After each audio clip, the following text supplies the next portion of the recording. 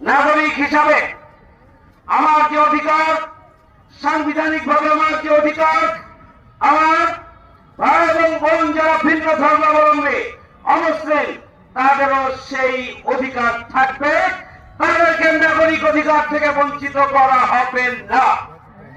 একটা ভুল ধারণা আছে,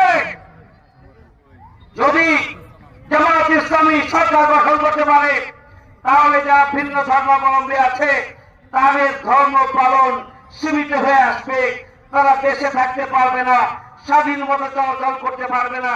আবার এমন উদ্ভট টাইপের কথা বলা হচ্ছে, ভোট চাইতে গিয়ে তাদেরকে নাকি বোরখাও পরানো হবে।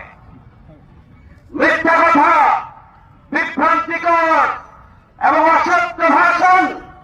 বাংলাদেশ জামায়াত ইসলামী কোন ধর্মের নিজস্ব চিন্তা এবং দৃষ্টিভঙ্গির উপরে, দর্শনের উপরে হস্তক্ষেপ করার রাজনীতি করে না এবং করবে না।